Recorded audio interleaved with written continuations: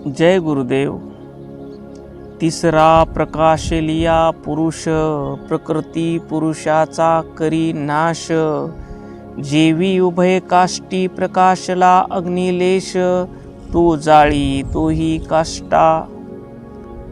संत शिरोमणी शिवयोगी मन्मथ माऊली आपल्या परमरहस्य या जीवाला शिव करणाऱ्या तत्वज्ञानाच्या ग्रंथातून, या ओवीतून सद्गुरूच्या कृपेने शिष्याचा जीवभाव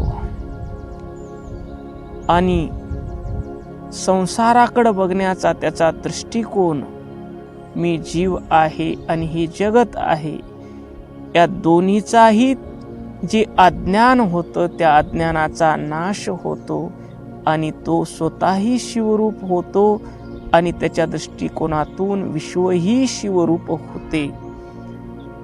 हे सांगण्यासाठी माऊली येथे दोन लाकडाचा दृष्टांत देतात. लाकडावर लाकडं दोन घासल्यानंतर तिथं अग्नीची ठिणगी पडते आणि ठिणगी पडल्यानंतर ते दोन्हीही लाकडं जळून जातात. तसं इथं सद्गुरुनाथाची ज्ञानरूपी ठिणगी पडल्यानंतर जो स्वतःला शरीर मानत होता, मी देह आहे समजून सुखात दुःखात करते भावानं बंधनात पडत होता, त्याचा जीवभावाचं अज्ञान आणि मी वेगळे आणि हे विश्व वेगळे असं जे त्याच्या ठिकाणी द्वैत होतं, ते द्वैत रूपी अज्ञान जळून जातं आणि तिथं उरतं ते शुद्ध स्वरूप. त्या शुद्ध स्वरूपाला माऊली म्हणतात ते प्रकाश स्वरूप आहे. तिसरा प्रकाश लिया पुरुष. ह्या ओवीचा हा सरळ भावार्थ आहे. आता आपण या ओवीतून माऊलीला काय सांगायचं आहे याचं आपण चिंतन करू. हे विश्व त्रिगुणात्मक आहे. याचा अर्थ असा की आपण डोळ्याने जे काही पाहतो, कानाने ऐकतो किंवा मनाने अनुभवतो, त्या प्रत्येक गोष्टीमध्ये सत्व, रज आणि तम या तीन गुणाचे मिश्रण असते. या तीन गुणाच्या मिश्रणातूनच हे संपूर्ण विश्व तयार झाले आहे. त्यालाच प्रकृती म्हणतात. आता हे आपण सोप्या पद्धतीने समजून घेऊ. ह्या विश्वाला प्रकृती म्हणतात. हे विश्व म्हणजे प्रकृतीचे कार्य आहे. आता दोन प्रकारचे विश्व आहे. एक सूक्ष्म विश्व म्हणजे आपलं मन. आपल्या अंतर्मनामध्ये हे तीन गुण सतत खेळत असतात. जेव्हा आपले मन शांत असते, आपल्याला कोणाबद्दलही द्वेष वाटत नाही. सर्वे भवन्तु सुखिना, सर्वे सन्तु निरामयाः, सर्वे भद्राणि पश्यन्ति, मा कश्चित दुःख भाग भवेत. असं ज्यावेळेस म्हणतो, सर्वांना सुख मिळालं पाहिजे, सर्वांना निरोगी आयुष्य मिळालं पाहिजे आणि सर्वांचं कल्याण झालेलं मला पाहायला मिळालं पाहिजे आणि कोणाच्याही वाट्याला किंचितही दुःख यायला नको, असा ज्यावेळेस आपण विचार करतो, त्यावेळेस आपल्यामध्ये सत्वगुण आहे असे आपण समजावे. दुसरा आहे रजोगुण. जेव्हा आपल्याला खूप काहीतरी मिळवावे वाटते, ही वस्तू आली तर बरं होईल, ती गाडी घेतलं तर बरं होईल, इथं जमीन घेतलं तर बरं होईल, 1,00,000 पगार असला तर 2,00,000 झाला तर बरं होईल, असं सतत मन चंचल असतं. त्यावेळेस समजावं की आपल्यावर रजोगुणाचं वर्चस्व आहे. आणि तिसरा गुण आहे तमोगुण. जेव्हा आपल्याला आळस येतो, झोप अनावर होते, काहीच करू नये असे वाटते किंवा क्रोध येतो, मोह निर्माण होतो, दुसऱ्याचं वाईट करावं वाटतं, कुणाचंही काही चांगलं झालेलं आपल्याला बरं वाटत नाही, तेव्हा आपल्यामध्ये तमोगुणाचं वर्चस्व आलेलं आहे असं समजावं. हे झालं आपलं सूक्ष्म जगत, आपल्या अंतकरणाचं जगत, मन बुद्धी चित्त अहंकाराचं जगत. आता स्थूल विश्व ही जे आपण डोळ्याने बाहेरचं जग पाहतो, हेही त्रिगुणाचंच बनलेलं आहे. निसर्गाच्या प्रत्येक अंगात हे 3 गुण आहेत. सूर्योदयाची वेळ पहाट सत्वगुणी असते, पहाटे शांतता असते, प्रसन्नता असते. भर दुपारची वेळ, दुपारी आपली धावपळ असते आणि रखरखतं ऊन असतं, हे रजोगुणाचा काळ असतो. आणि रात्रीची वेळ, रात्री अंधार पडतो आणि आपल्याला झोप येऊ लागते, रात्रीची वेळ म्हणजे तमोगुण. दुसरी गोष्ट, ताजे आणि शुद्ध अन्न, साधं अन्न, डाळ, रोटी, भात, हे सात्विक आहार असतो. आणि पुरी भाजी, भजे, हे तळलेले पदार्थ, उत्तेजक पदार्थ हे रजोगुणी असतात. तर शिळे अन्न, दुर्गंधीयुक्त अन्न, मादक पदार्थ हे तमोगुणी असतात.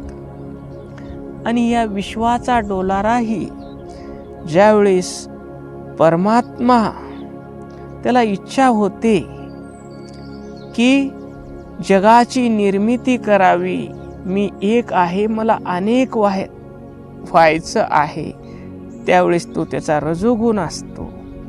आणि मी उत्पन्न केलेल्या जगाचं मला पोषण करायचं आहे, त्यावेळेस तो परमात्मा विष्णू तत्वात येतो.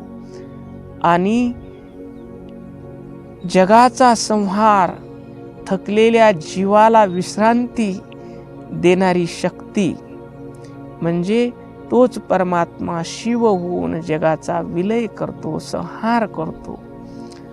या विश्वातील कोणतीही वस्तू किंवा जीव हा केवळ एका गुणाचा बनलेला नसतो. या 3ही गुण असतात, त्याचे प्रमाण कमी जास्त असते. आपल्याला उदाहरण पाहायचं असेल तर एखाद्या वेळेस एक सुंदर मूर्ती साकारते, त्यावेळेस ती सत्वगुणात असते. तिला घडवण्यासाठी छन्नी हातोड्याचे घाव घालणे आणि ते कार्य करणे, बनवण्याचे, त्यावेळेस तो रजगुण असतो. आणि मूर्ती बनवण्याच्या अगोदर जो शिळा पडलेली असते, तो दगड असतो, तो जड असतो, हे तमोगुण. या 3ही गोष्टी एकत्र आल्याशिवाय मूर्ती तयार होऊ शकत नाही. ही झाली प्रकृती. दुसरी गोष्ट सांगतात पुरुष. पुरुष म्हणजे या देहात राहणारा. पुरुष या शब्दाचा संस्कृतमध्ये पुरी शयनात पुरुष या व्याख्येवरून हा पुरुष शब्द आलेला आहे. पूर म्हणजे नगर. आपलं शरीर हे 9 द्वाराचं नगर आहे. या पुरी शयनात, या पूर म्हणजे नगरात, शयनात म्हणजे निवास करणारा, या जो देहरूपी नगरामध्ये निवास करतो तो पुरुष. अशा पद्धतीनं या विश्वाचे मुख्य 2 भाग बनलेले आहेत. एक प्रकृती आहे, ती जड आहे आणि नित्य बदलणारी आहे. दुसरा पुरुष जो चैतन्यमय आहे, न बदलणारा आहे, असा पुरुष. प्रकृती ही शरीर, मन, बुद्धी आणि पंचमहाभूताची बनलेली आहे. आणि पुरुष या शरीराला आणि मनाला मी आहे असा मानणारा, याला म्हणायचं पुरुष. आता ह्या पुरुषाचे 3 प्रकार शास्त्रानं सांगितलेले आहेत. पहिला प्रकार क्षर पुरुष, विनाशी, जो स्वतःला देह मानतो, जन्माला येतो आणि मरतो, याला आपण जीवात्मा म्हणतो. ह्या ओवीतलं दुसरं काष्ट म्हणजे हा क्षर पुरुष. पहिलं काष्ट म्हणजे प्रकृती आणि हे दुसरं काष्ट म्हणजे अक्षर पुरुष, स्वतःला देहभावात वावरणारा. पुरुषाचा दुसरा प्रकार अक्षर पुरुष, जो अविनाशी, निर्गुण, निराकार, चैतन्य स्वरूप आहे, कूटस्थ आहे, जो प्रकृतीच्या सर्व खेळाचा केवळ साक्षी आहे. आणि तिसरा पुरुषाचा प्रकार म्हणजे उत्तम पुरुष, परमतत्व, जो क्षर विनाशी आणि अक्षर अविनाशी या दोन्हीच्या पलीकडे आहे. ओवीत ज्याला तिसरा प्रकाशला पुरुष म्हटले आहे, तो हाच उत्तम पुरुष होय. आता सद्गुरुनाथ काय करतात?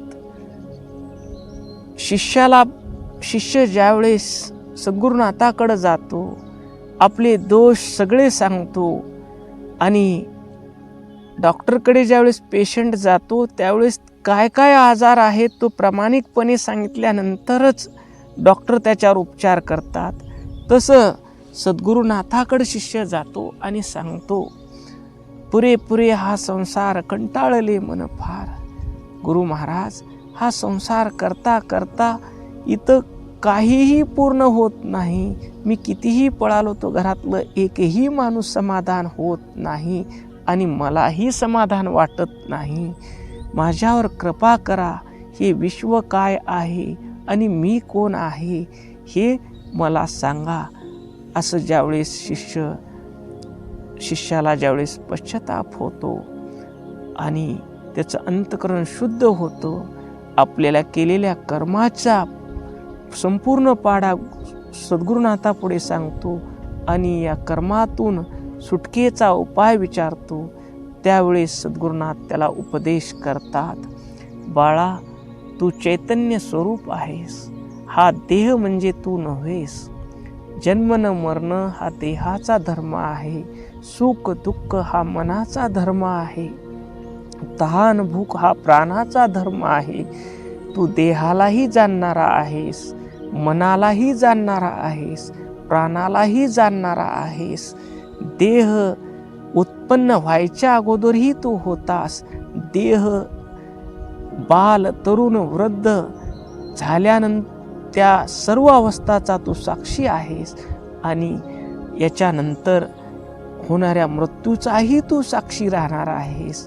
तू चैतन्य स्वरूप आहेस आणि तुझं हे शरीर त्रिगुणात्मक प्रकृतीचं कार्य आहे. पंचमहाभूताचं तुझं शरीर बनलेलं आहे आणि हे विश्व हे सुद्धा पंचमहाभूताचं बनलेलं आहे आणि तेही सतरज तम या 3 गुणाचं कार्य आहे.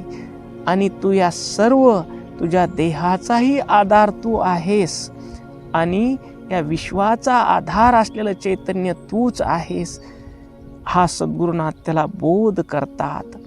त्यावेळेस ह्या तिसरा प्रकाशलिया पुरुष सद्गुरूच्या बोधरूपी प्रकाश पडल्यानंतर हे विश्व वेगळं आहे आणि मी हा देह आहे हे अज्ञान जळून जातं आणि तिथं ज्ञानाचा प्रकाश पडतो. त्याला अनुभूती येते, हे देह म्हणजे मी नाही.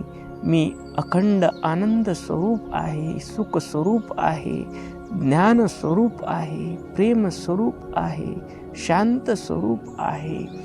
या चराचर विश्वात नटलेलं परमतत्व मीच आहे.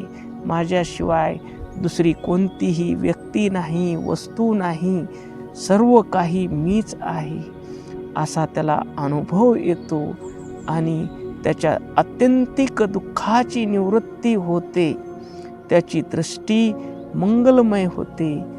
सर्व विश्वामध्ये मीच आहे असा त्याला अनुभव येतो आणि सद्गुरूच्या कृपेने तो तिथं द्रष्टा हे लोपून जातात आणि तो स्वतः स्वयंप्रकाश होतो. ओम शांती शांती शांती.